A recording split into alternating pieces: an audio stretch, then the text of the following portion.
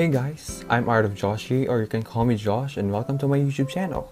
Apologies for the lack of YouTube videos in the past months. I got busy finishing school and I want to get away from my desktop for a bit to finally replenish from the hectic school year and get a rest from drawing. If you notice, I have an avatar. Because why not? I use Dev, my OC, as my current YouTube avatar since I'm more comfortable using Dev and he's kind of a self-insert of me, plus the things I wanted in myself, so I used him. I took reference from Overly Sarcastic, ABD Illustrates, Lauvan, and from my own for the facial expressions and body gestures. This took me a lot of time and patience, so you better like this video and subscribe to my YouTube channel. Now, this video contains a time-lapse of me drawing a fan art of Doctor Strange 2 in the Multiverse of Madness and talking a little bit of the drawing and more of a movie review. This drawing took me 2 or 3 weeks to finish. I started doing this drawing a week after the first premiere of the movie so I can have time to find reference pictures and let fans also enjoy the movie without me spoiling. And I decided I would give my input and biased review of the movie. I decided to do a different content to post in my YouTube. I willingly made this video to show my appreciation for this movie. Disclaimer, since this is a movie review, I will mention some spoilers from the movie, so if you still haven't watched DS2, then I suggest you click away from this video and go back if you have already watched the movie. Also, this is a movie review, therefore I am not a professional and my opinions are highly biased as a consumer and an MCU fan. Apologies for my grammar and pronunciation. So without further ado, let's give you a little summary of the movie. Doctor Strange 2 Multiverse of Madness is Marvel's first horror superhero genre and sequel of the first Doctor Strange movie. The movie is set after the events of Endgame, Spider-Man No Way Home, and WandaVision. The movie started with Strange having a strange dream about a girl who is escaping a monster that seems to be catching her because of her powers. The girl is America Chavez, who has a rare power that can make star portals to travel from one multiverse to another.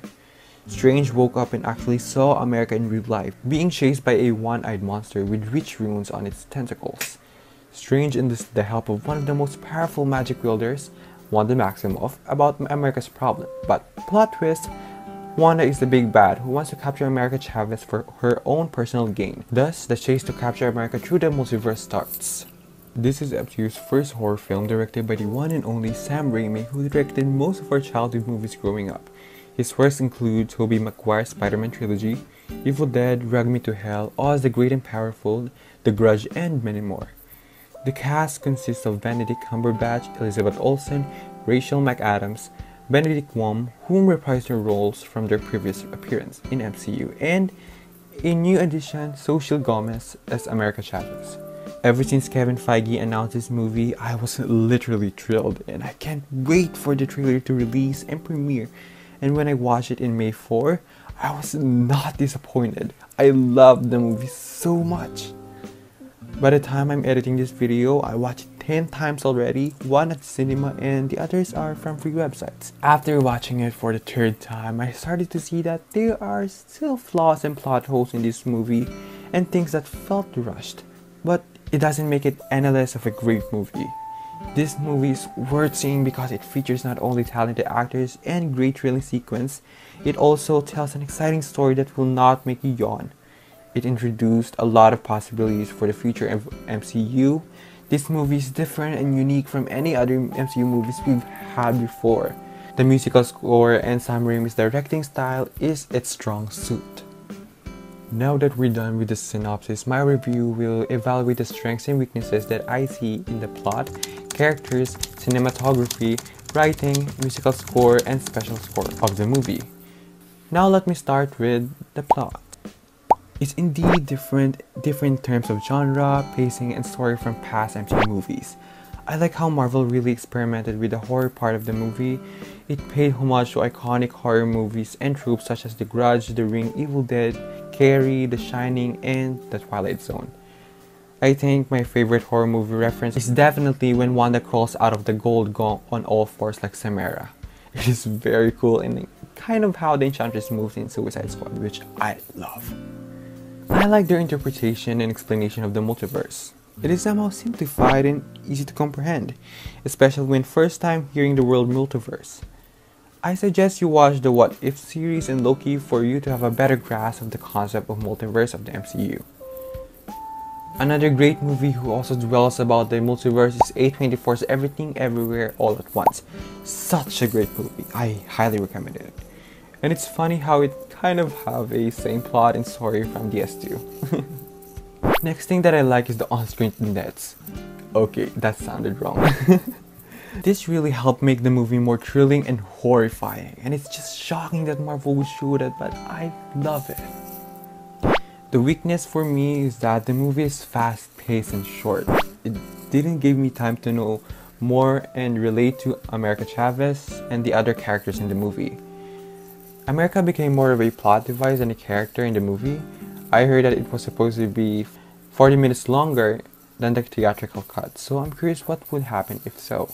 Doctor Strange 2 is an extension of WandaVision series. You really need to watch the series in order for you to understand, and most Filipinos don't have the resources to watch the series since Disney Plus is still not available in the Philippines, so some who is fortunate may watch to other sites.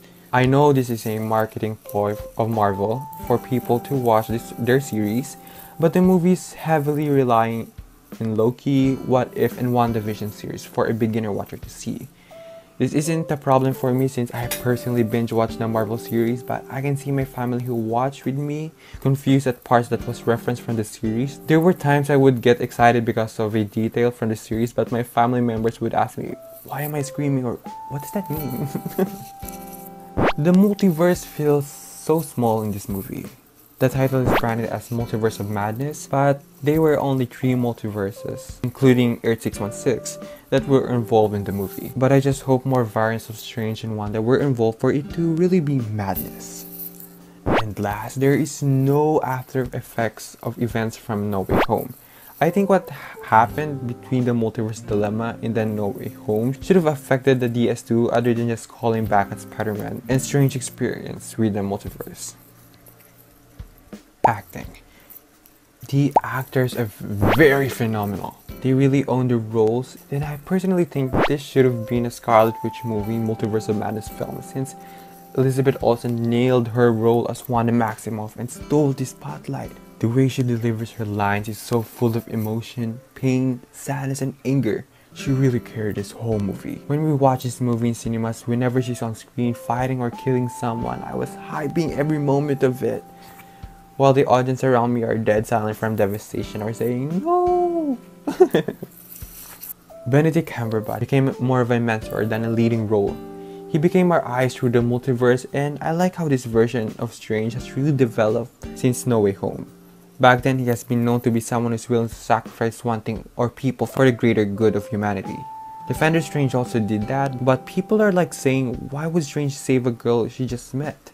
Even Wanda questioned this and pointed out his sacrifice of the Infinity Stone. But I think it's important to know that at the end of No Way Home, Strange hesitated to do the spell that will make everyone forget Peter Parker, including him. With this knowledge, Stephen showed a fraction of his character growth that he's trying to learn not to sacrifice anyone, if that makes sense. And he might have felt guilty from what he saw in his dream what Defender Strange did to America.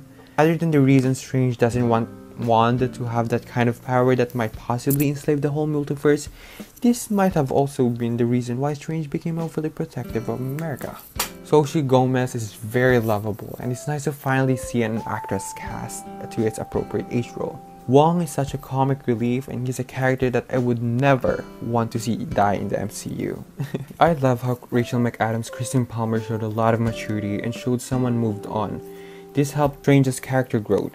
And without her, he wouldn't have this beautiful scene where Strange said, I love you in every universe. Kristen really helped Strange feel so human and real. So I appreciate that she has more of a bigger role than the first DS movie. The weakness I see is that I don't like the way America Chavez's backstory was shown in the movie. Second is that most of the characters other than Wanda and Strange were very much underutilized and nerfed down, especially the people in Camotage. Wong was mostly shown with magic weapons and shields. I wish they made Wong do some other spells like Strange since he is the current Sorcerer Supreme. The Illuminati, well, I really don't have a problem with them. The Guardians of Mount Wundagore, didn't get to see them in action. They were easily killed by fall damage. Next is, where is Mordo from Earth 616 and Vision? At first, I thought Mordo would also be the bad guy since his appearance in Doctor Strange and credits pave his way as Strange's nemesis. Doctor Strange is overshadowed by Wanda. As I said in the strengths segment, this should have been the Scarlet Witch in Multiverse of Madness, since Doctor Strange feels more of a side character at his own movie. I guess this became a theme for Doctor Strange in the MCU. Since this movie is between two powerful magic wielders in MCU, I wish that the movie showed more interesting magic fight scenes between Wanda and Strange. Their fight scenes were easily won by Wanda. And lastly, it's disappointing that there is no end credits about Wanda's situation. I guess Marvel still has no plans on what to do with Wanda. Now let's check cinematography.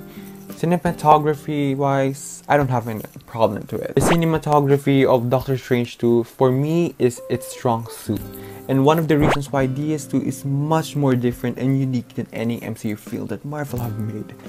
All thanks to the creative Sam Raimi, who really used a lot of his magic and signature skills in this movie. I love the fact that Marvel's Phase 4 cinematography has a lot of diversity because of the different directors putting their creative differences. It helped me love each movie and appreciate their work. Musical score.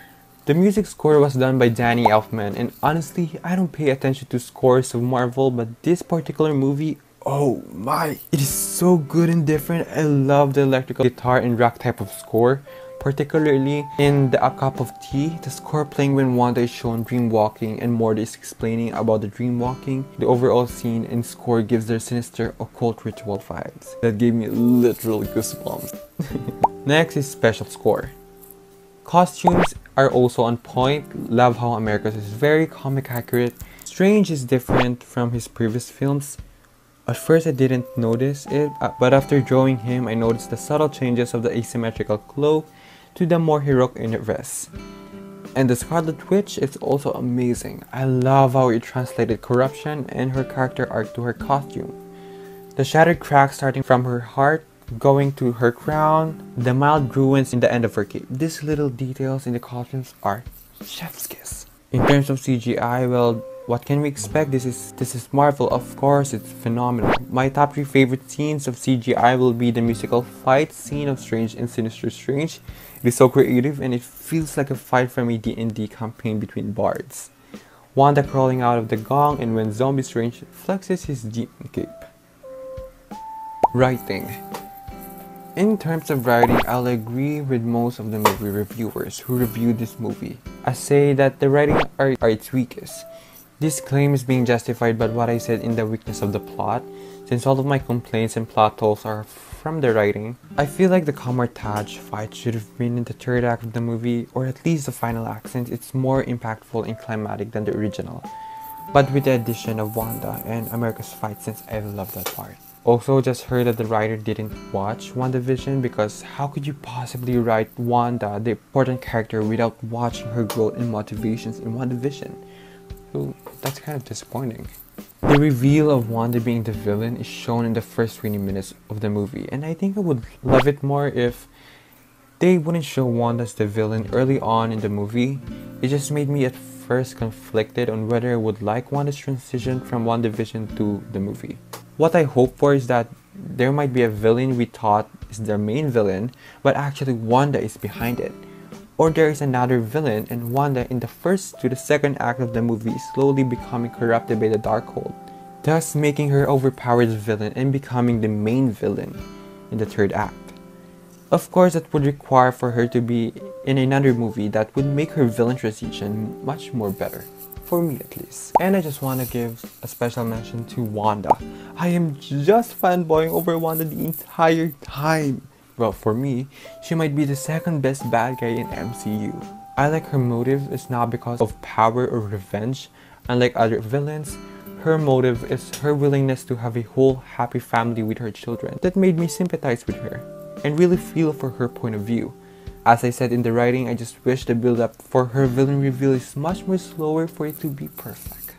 But despite its flaws, I still love this movie because it gave spotlight to Wanda, but also is different from any MCU movie so far, thanks to Sam Raimi. I recommend you to watch Age of Ultron, Civil War, Infinity War, Endgame, WandaVision, What If, Loki.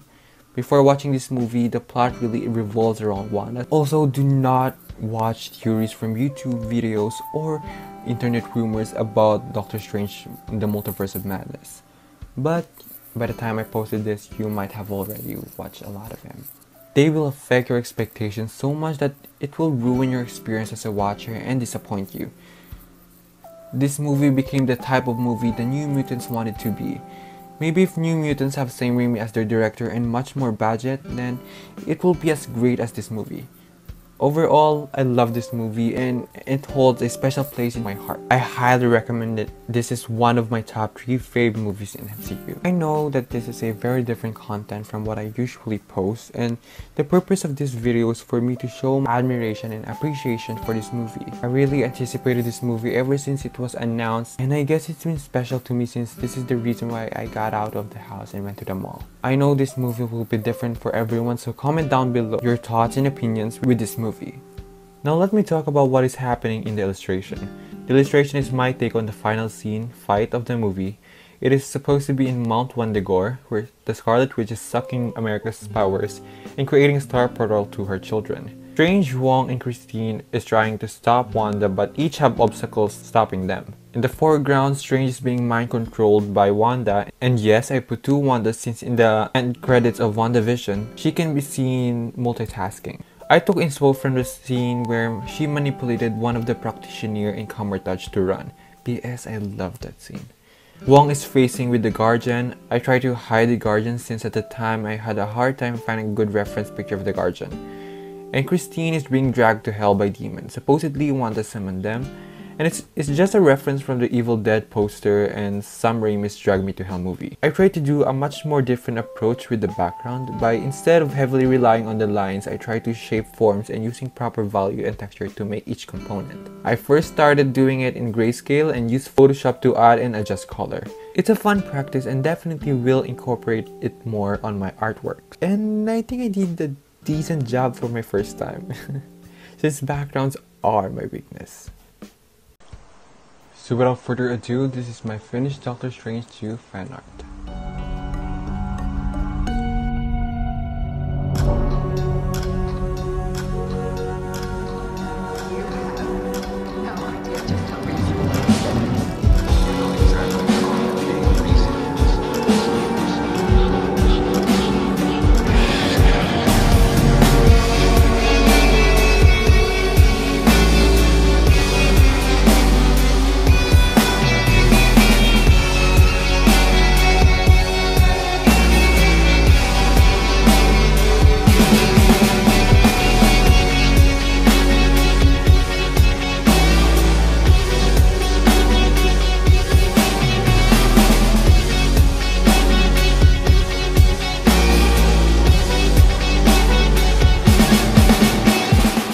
That's all for this video. Thank you for listening to me babble and tell me what other content you might want to see me do. And I'll see you in my next video.